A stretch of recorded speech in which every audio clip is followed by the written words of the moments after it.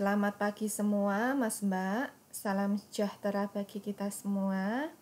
Hari ini kita di pertemuan ke-16 Mas Mbak semua di materi etika organisasi pemerintah.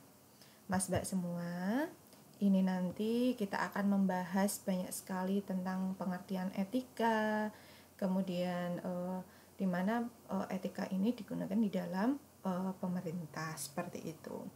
Mas Mbak semua, etika berasal dari bahasa Yunani yaitu etes, berarti kesediaan jiwa akan kesusilaan, atau secara bebas dapat diartikan kumpulan dari peraturan-peraturan kesusilaan. Dalam pengertian kumpulan dari peraturan-peraturan kesusilaan, sebetulnya tercakup juga adanya kesediaan karena kesusilaan dalam dirinya minta ditaati pula oleh orang lain. Kemudian Aristoteles juga memberikan istilah etika yang meliputi dua pengertian, yaitu etika meliputi kesediaan dan kumpulan peraturan, yang mana dalam bahasa Latin dikenal dengan kata mores, yang berarti kesusilaan. Tingkat salah satu perbuatan yaitu lahir, tingkah laku. Kemudian perkataan mores ini tumbuh dan berkembang menjadi moralitas yang mengandung arti kesediaan jiwa akan kesusilaan. Dengan demikian, maka moralitas itu mempunyai pengertian yang sama dengan etika atau sebaliknya, di mana kita berbicara tentang etika birokrasi tidak terlepas dari moralitas aparat birokrasi penyelenggara pemerintah itu sendiri. Menurut Haryanto ya, di sini bahwa etika merupakan instrumen dalam masyarakat untuk menuntun tindakan ya agar mampu menjalankan fungsi dengan baik dan dapat lebih bermoral maksudnya. Ini berarti etika merupakan norma dan aturan yang turut mengatur ya perilaku seseorang dalam bentuk dan memainkan perannya sesuai dengan aturan main yang ada dalam masyarakat agar dapat dikatakan tindakannya bermoral. Kemudian alasan penting etika dalam birokrasi. Ada beberapa alasan mengapa etika organisasi pemerintah itu penting diperhatikan dalam pengembangan pemerintah yang kredibel, efisien, efektif, dan akuntabel. Hal ini karena yang pertama itu masalah-masalah yang dihadapi aparat pemerintah di masa mendatang akan semakin kompleks. Modernitas masyarakat yang semakin meningkat telah menumbuhkan berbagai tuntutan, kemudian dan keterbukaan dalam pelayanan publik. Masalah-masalah publik yang semakin banyak dan kompleks yang harus diselesaikan oleh birokrasi pemerintah. Dalam memecahkan masalah yang berkembang birokrasi seringkali dihadapkan pada pilihan-pilihan sulit dan sering berdimensi baik atau buruk yang masing-masing memiliki implikasi yang saling berbenturan satu sama lain. Kedua, keberhasilan pembangunan yang telah meningkatkan dinamika dan kecepatan perubahan dalam lingkungan birokrasi. Dinamika yang terjadi dalam lingkungan tentunya menuntut kemampuan birokrasi untuk melakukan adjustment agar tetap tanggap terhadap perubahan yang terjadi dalam lingkungannya. Kemampuan untuk bisa melakukan adjustment itu menuntut discretionary power yang besar. Kita lihat walaupun perkembangan etika birokrasi itu sangat penting bagi pengembangan birokrasi, namun belum banyak usaha yang dilakukan untuk mengembangkannya. Etika bisa jadi salah satu sumber tuntunan bagi para profesional dalam melaksanakan pekerjaan mereka. Pengembangan etika birokrasi ini tentunya menjadi satu tantangan bagi praktisi administrasi publik dan semua pihak yang menginginkan perbaikan kualitas birokrasi dan pelayanan publik di Indonesia. Kemudian, dari mana etika birokrasi itu dibentuk? Terbentuknya etika birokrasi tidak terlepas dari kondisi yang ada di dalam masyarakat yang bersangkutan sesuai dengan aturan, norma, kebiasaan, atau budaya di tengah-tengah masyarakat dalam suatu komunitas tertentu. Nilai-nilai yang ada dan berkembang di dalam masyarakat mewarnai sikap dan perilaku yang nantinya dipandang etis atau tidak etis dalam penyelenggaraan fungsi-fungsi pemerintah yang merupakan bagian dari fungsi aparat birokrasi itu sendiri. Di negara kita yang masih kental budaya paternalistik atau tunduk dan taat kepada bapak atau pemimpin pemerintah yang juga merupakan pemimpin birokrasi, sehingga sangat sulit bagi masyarakat untuk menegur para aparat birokrasi bahwa yang dilakukan itu tidak etis atau tidak bermoral. Mereka lebih banyak diam dan malah manut saja melihat perilaku yang ada dalam jajaran aparat birokrasi. Dalam kondisi seperti di atas, inisiatif penetapan etika bagi aparat birokrasi atau penyelenggara pemerintah hampir sepenuhnya berada di tangan pemerintah, di mana pemerintah atau organisasi yang disebut birokrasi merasa paling berkuasa dan merasa dialah yang mempunyai kewenangan untuk menentukan sesuatu itu etis atau tidak bagi dirinya menurut versi atau pandangan sendiri, tanpa mempedulikan apa yang aturan main di dalam masyarakat.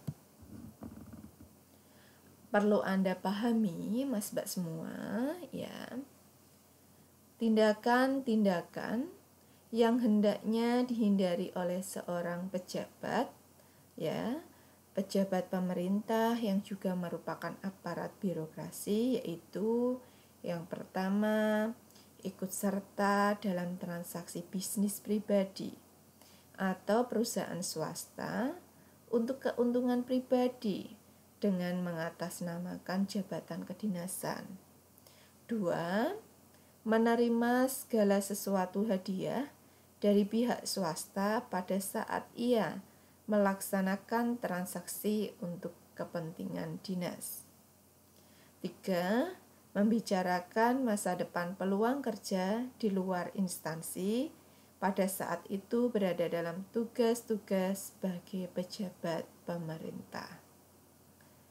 Kemudian yang keempat, membocorkan informasi komersial atau ekonomis yang bersifat rahasia kepada pihak-pihak yang tidak berhak. 5. Terlalu erat berurusan dengan orang-orang di luar instansi pemerintah yang dalam menjalankan bisnis pokoknya tergantung dari izin pemerintah. Inilah Mas Mbak semua tindakan-tindakan yang pastinya dihindari oleh pejabat pemerintah, ya, di mana tindakan-tindakan ini pastinya harus dihindari karena menyangkut instansi atau kaitannya dengan jabatan kedinasannya, seperti itu. Kemudian untuk peraturan kepegawaian sebagai bagian dari penerapan etika birokrasi. Adapun aturan-aturan pokok yang melekat pada seorang pegawai negeri atau aparat birokrasi yang dapat dijadikan acuan, kode etik dapat dilihat sebagai berikut. Yang pertama, aturan mengenai pembinaan pegawai negeri sipil. Untuk menjamin terselenggaranya tugas-tugas umum, pemerintahan secara berdaya guna dan berhasil guna dalam rangka usaha mewujudkan masyarakat adil dan makmur, baik material maupun spiritual, di mana diperlukan adanya pegawai negeri sebagai unsur aparatur negara yang penuh kesetiaan dan ketaatan kepada Pancasila dan Undang-Undang Dasar 1945, bersih, berwibawa, bermutu tinggi, dan sadar akan tugas serta tanggung jawabnya. 2. Aturan mengenai kedudukan pegawai negeri sipil. Pegawai negeri sipil adalah unsur aparatur negara, abdi negara dan abdi masyarakat yang dengan kesetiaan dan ketaatan kepada Pancasila, Undang-Undang Dasar 1945, negara dan pemerintah menyelenggarakan tugas pemerintah dan pembangunan, pelayanan kepada masyarakat, mengatur masyarakat, atau regulasi, dan memberdayakan masyarakat. Kesetiaan dan ketaatan penuh tersebut mengandung pengertian bahwa pegawai negeri berada sepenuhnya di bawah aturan yang telah ditentukan. 3. Penghargaan pegawai negeri sipil. Kepada pegawai negeri dapat diberikan penghargaan apabila telah menunjukkan kesetiaan dan prestasi kerja dan memiliki etika kerja yang baik, dianggap berjasa bagi negara dan masyarakat. Perlu diberikan penghargaan kepada pegawai negeri yang bersangkutan berupa tanda jasa, kenaikan pangkat istimewa yang secara otomatis kenaikan gajinya sesuai pangkat, dengan harapan agar menjadi contoh kepada yang lain dalam melaksanakan tugas. Mas Mbak semua, perlu Anda pahami bahwa penghargaan pegawai negeri sipil ini kaitannya, ya, pastinya ketika diberikan penghargaan karena sesuai dengan kinerjanya, sesuai dengan abdinya, ya, sesuai dengan kesetiaannya, maka ini akan diberikan tanda jasa yang kaitannya dengan kenaikan pangkat. Itu akan menjadikan motivasi atau menjadikan teman-temannya itu semakin berkompetisi di jalan yang pastinya sangat kompetitif, ya.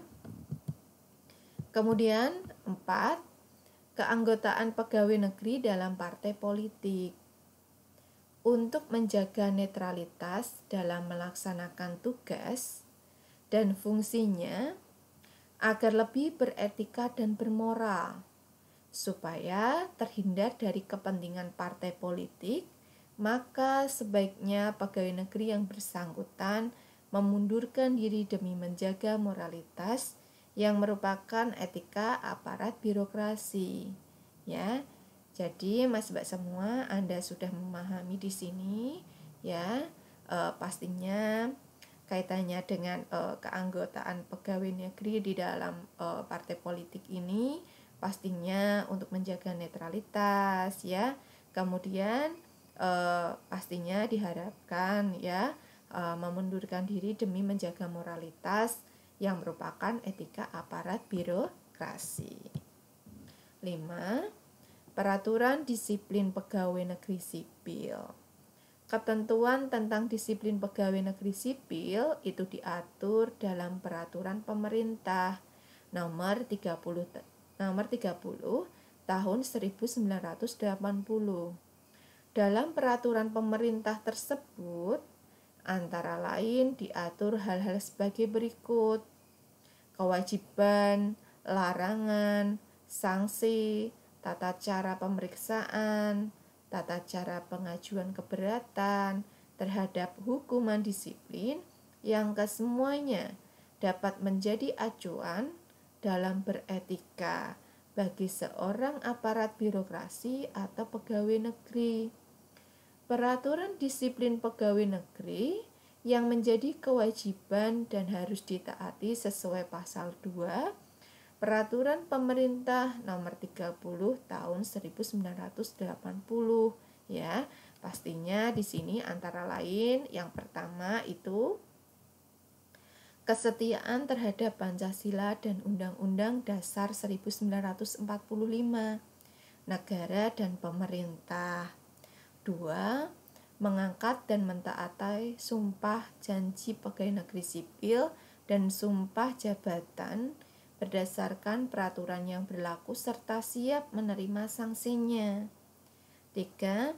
Menyimpan rahasia negara dan atau rahasia jabatan yang sebaik-baiknya. 4. Bekerja dengan jujur, tertib, cermat, bersemangat untuk kepentingan negara. 5. Segera melaporkan kepada atasannya apabila mengetahui ada hal yang dapat membahayakan atau merugikan negara, pemerintah, terutama di bidang keamanan, keuangan, dan material. 6. Mentaati ketentuan jam kerja. 7. Memberikan pelayanan sebaik-baiknya kepada masyarakat. 8. Bersikap adil dan bijaksana terhadap bawahannya. 9. Menjadi atau memberikan contoh teladan terhadap bawahannya. 10. Memberikan kesempatan kepada bawahannya untuk meningkatkan karirnya. 11. Berpakaian rapi dan sopan serta bersikap dan bertingkah laku sopan santun terhadap masyarakat, sesama pegawai dan atasannya. Kemudian, Mas Mbak semua, di dalam jenis sanksi atau hukuman di sini perlu Anda ketahui hukuman disiplin ringan itu antara lain adanya teguran lisan, teguran tertulis ya, pernyataan tidak puas secara tertulis. Maka jenis hukuman disiplin sedang di sini antara lain penundaan kenaikan gaji berkala untuk paling lama 1 tahun, penurunan gaji sebesar 1 kali gaji berkala untuk paling lama 1 tahun. Kemudian penundaan kenaikan pangkat untuk paling lama itu adalah 1 tahun. Inilah jenis sanksi atau hukuman yang kaitannya di mana hukuman disiplin ringan dan jenis hukuman disiplin sedang. Kemudian untuk jenis hukuman disiplin berat, Mas Mbak semua, perlu diketahui bahwa yang pertama ini ada penurunan pangkat pada pangkat yang setingkat lebih rendah paling lama 1 tahun. 2. Pembebasan dari jabatan. 3. Pemberhentian dengan hormat ya, tidak atas pemerintah sendiri selaku pegawai negeri sipil. Kemudian yang keempat, pemberhentian dengan tidak hormat sebagai pegawai negeri sipil. Mas Mbak semua, di sini kita tadi sudah membahas banyak sekali ya tentang etika, di mana etika ini kaitannya dengan etika pemerintah ya, Pastinya Mas Mbak semua di sini yang pertama setelah Anda itu memahami kaitannya dengan etika pemerintah, kemudian ada jenis dan sanksi-sanksi bagi aparat pemerintah, Mas Mbak semua. Untuk pertanyaan itu yaitu yang pertama, jelaskan pengertian etika menurut para ahli. Dua, yaitu jelaskan jenis sanksi bagi aparat pemerintah yang melanggar aturan ya. Tadi pastinya kaitan dengan pertanyaan ini sudah Siti sampaikan di mana kaitannya dengan pengertian etika, kemudian jenis sanksi ya, ringan, sedang ya, seperti itu, dan ada juga jenis sanksi yang berat ya. Mas Mbak semua, dengan kita membahas kaitannya dengan etika pemerintah ini tadi, semoga materi yang Bu Siti sampaikan itu tadi ya bisa dipahami ya. Kemudian Mas Mbak semua, pastinya Anda lebih paham dan lebih memahami di mana di sini kaitannya dengan etika dan kaitannya dengan sanksi-sanksi dari pemerintah seperti itu ya, ketika melanggar aturannya. Mas Mbak semua, untuk pertemuan kali ini ya Bu Siti akhiri. Terima kasih atas perhatiannya Mas Mbak semua. Jangan lupa presensi di Siakat untuk pertemuan ke-16 di pagi hari ini. Mas Mbak semua, untuk pertemuan hari ini di mata kuliah perilaku organisasi di pertemuan ke-16 ya, jangan lupa Anda untuk login di Siakat untuk presensi hari ini. Mas Mbak semua ya, terima kasih atas perhatiannya. Semoga materi yang Bu Siti sampaikan ini tadi bermanfaat buat Anda. Selamat pagi. Wassalamualaikum warahmatullahi wabarakatuh.